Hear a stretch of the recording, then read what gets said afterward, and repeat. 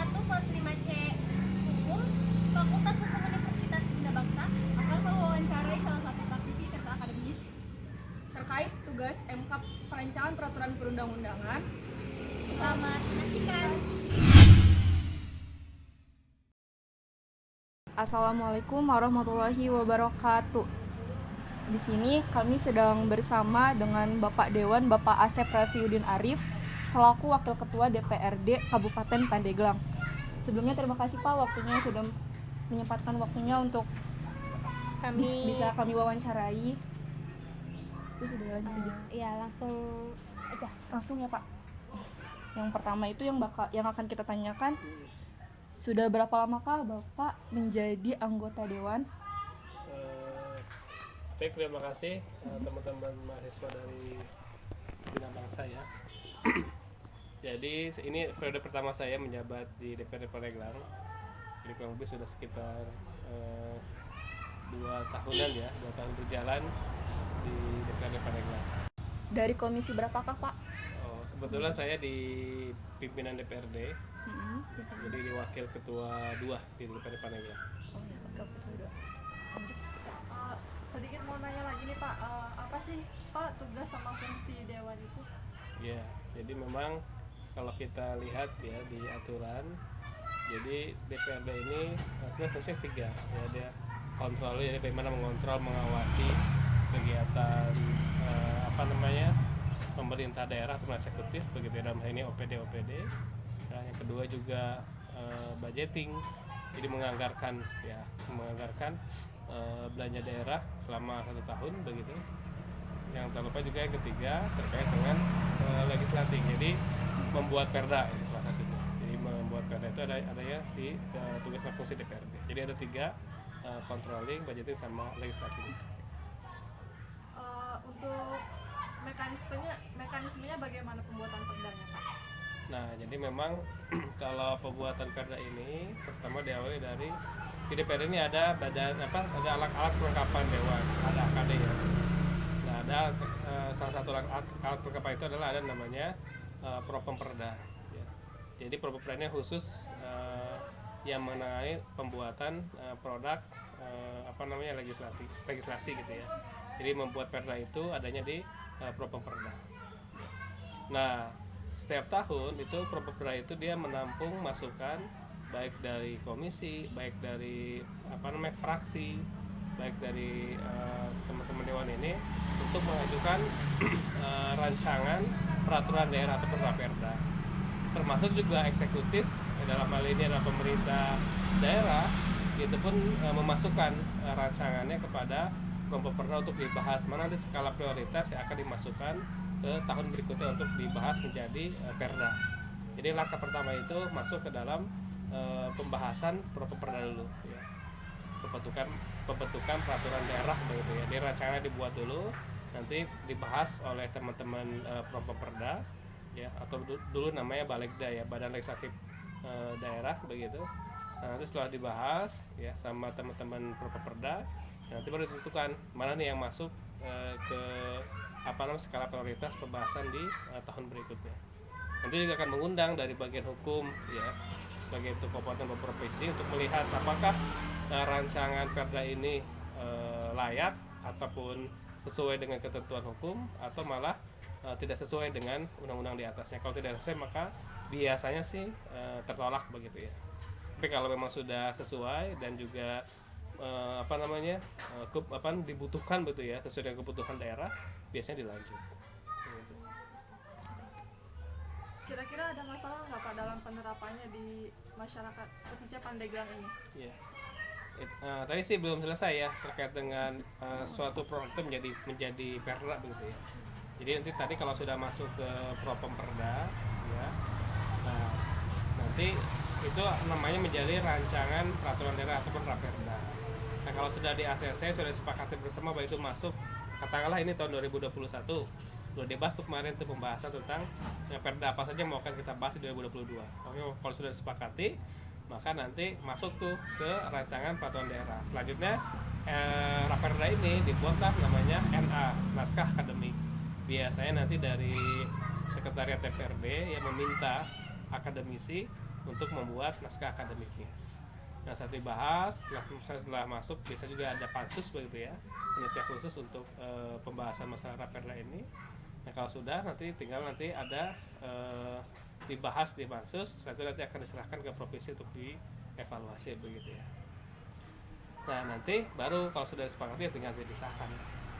Nah memang permasalahan kita terkait dengan perda ini memang ada perda-perda banyak gitu ya. Nah salah satu problemnya adalah biasanya dalam eksekusi penerapan di lapangan ya.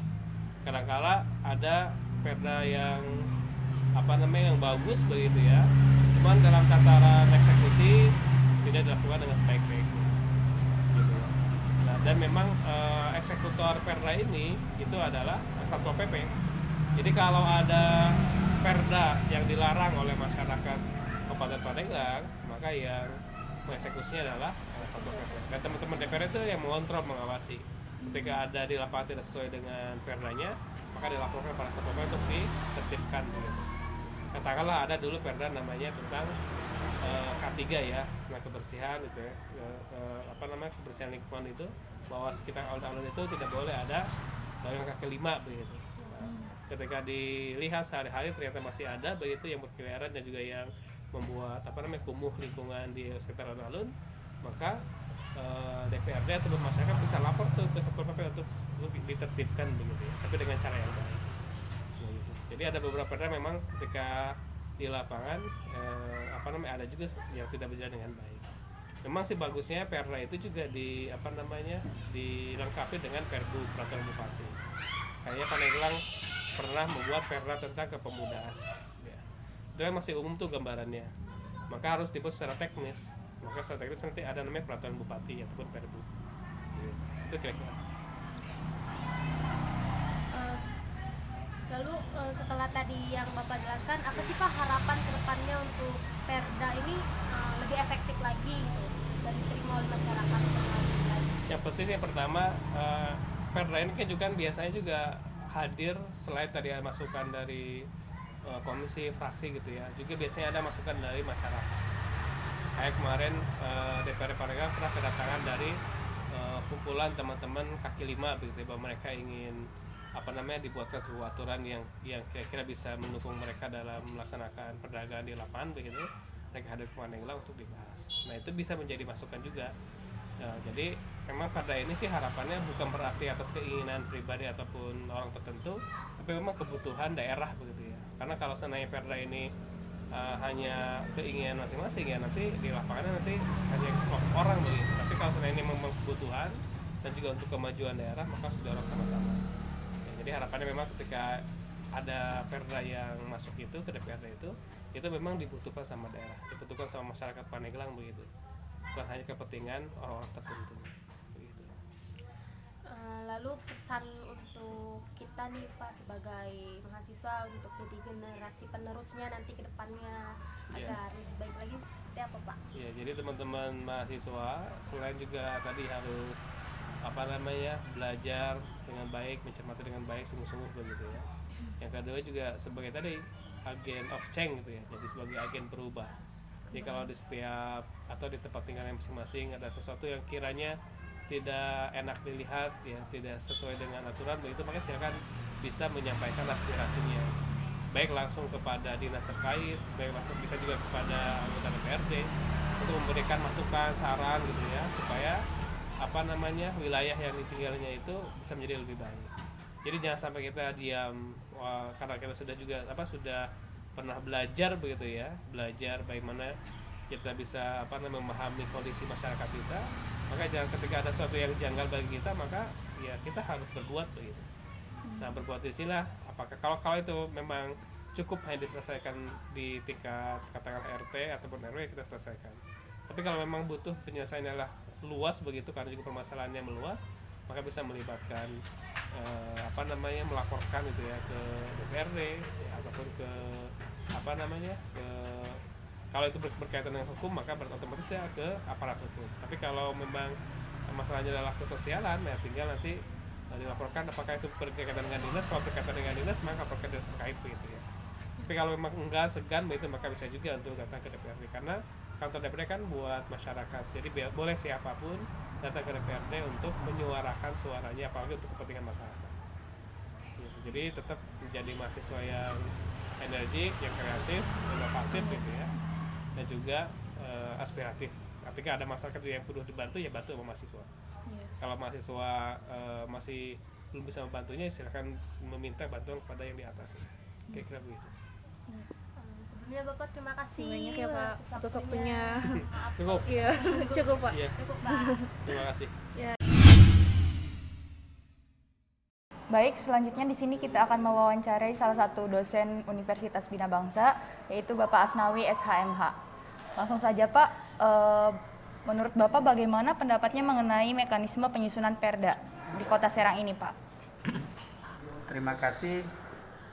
Assalamualaikum warahmatullahi wabarakatuh. Tadi ditanyakan bagaimana menurut pendapat saya mengenai mekanisme penyusunan Perda.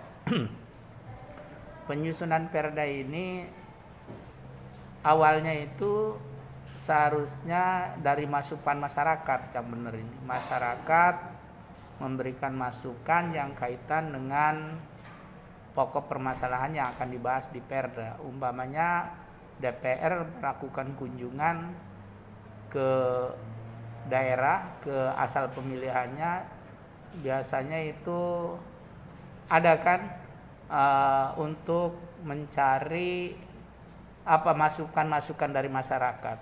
Masukan dari masyarakat terus ditindaklanjuti, dan itu nanti ke Biro Hukum Kota. Dari Biro Hukum Kota selanjutnya membuat, biasanya ada naskah akademik dibuat oleh suatu lembaga atau ke perguruan tinggi, bisa saja naskah akademik itu dibuat lalu dikembalikan ke Biro Hukum membahas bersama DPR, ya, bersama DPR melakukan pembahasan untuk membuat Perda. Kalau sudah itu, lalu Perda dibahas bersama-sama DPR dan Gubernur. Selanjutnya setelah dibahas, disetujui oleh Gubernur, lalu disahkan. Pengesahannya ini tadi sudah diparipurnakan dalam hal ini Perda tersebut, lalu yang mengesahkan lagi adalah Gubernur. Itu mekanisme penyusunan Perda, ya. Apalagi yang ini selanjutnya?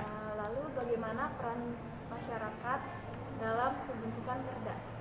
Ya, keterlibatan masyarakat ini seharusnya sebetulnya dari awal, ya. Dari awal apa yang tadi Bapak katakan, bahwa sesungguhnya DPR juga ada istilahnya reses itu, ya. Reses itu mencari masukan-masukan sebetulnya. Mungkin di suatu daerah pemilihan dia ada dikumpulin kader-kader simpatisan dia, lalu apa masukannya? Yang paling dominan mungkin ada beberapa kriteria atau beberapa pokok permasalahan, lalu disimpulkan berapa nih yang kira-kira dominan yang untuk kebutuhan masyarakat situ. Setelah itu baru DPR mengambil dari tadi itu yang sudah dikerucutkan, yang lebih dominan yang untuk dibahas, ya, peran masyarakat itu sudah terlibat tadi itu, ya, peran masyarakat. Ya, peran masyarakat ini tadi dari awal pembuatan peraturan daerah, dari rancangan, penyusunan, pembahasan sampai penetapan dan penetapan dalam Perda tersebut.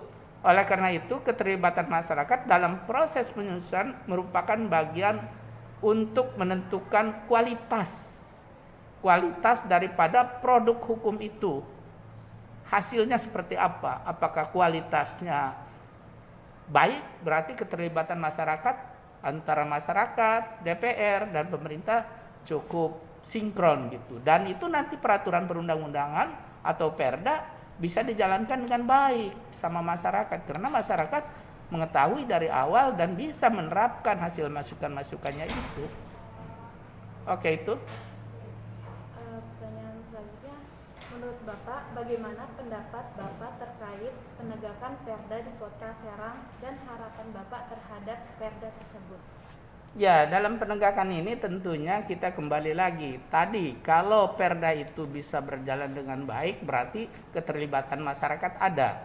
Ya, kalau tidak ada keterlibatan masyarakat dengan DPR-nya atau dengan pemerintahnya dalam hal ini yang kaitan dengan bidangnya, biasanya Perda itu, karena yang mempersiapkan draft daripada Perda itu adalah bagian-bagian yang lebih menangani permasalahannya itu, lalu dibuat Perda tadi. Ya, maka penegakannya harus benar-benar tadi ada sinkronisasi ya penegakannya ini antara yang tadinya dari lapangan sampai dalam pembuatan itu. Contoh kasus yang ada adalah kasus tentang lingkungan, sampah rumah tangga. Perdanya sudah ada, tetapi pada dasarnya di Kota Serang tidak berjalan menurut Bapak. Kenapa tidak berjalan? Buktinya sudah ada tempat pembuangan akhir, tempat pembuangan sementara, tetapi masih banyak sampah di jalan-jalan. Ya, bahkan jalan ditutupin dengan sampah. Berarti ini Perdanya sudah ada, penegakannya belum ada, dan penegakan hukumnya seperti apa ini? Ya, kalau sudah ada, kalau tadinya masyarakatnya nggak terlibat, ya cuek. Apakah kurang sosialisasi juga pemerintahnya? Bisa saja dalam hal ini Biro Hukum atau bagian yang menangani lingkungan ini. Ya, jadi tentunya penegakan ini ada kesadaran dari masyarakat dan perlu adanya sosialisasi dari pemerintah. Ada sanksinya jelas. Ya, hukumnya tidak ngambang, ada sanksinya. Kalau sanksinya sudah jelas, berarti bisa dilaksanakan dengan baik. Masyarakatnya sudah paham dengan itu, ya, bahwa sesungguhnya membuang sampah yang mencemari lingkungan dikenakan sanksi, baik itu administrasi maupun sanksi pidana. Kalau ada ketegasan, ada penegakan, pasti Perda itu akan berjalan dengan baik. Harapan Bapak, Pak, mengenai Perda ini agar bisa diterima dengan baik gitu, Pak. Tadi adanya keterlibatan masyarakat dan disosialisasikan. Ya, masyarakat terlibat setelah jadi Perda di Kota Serang ini, tentunya ini baik DPR-nya, Biro Hukumnya, atau instansi yang berkaitan dengan permasalahan ini.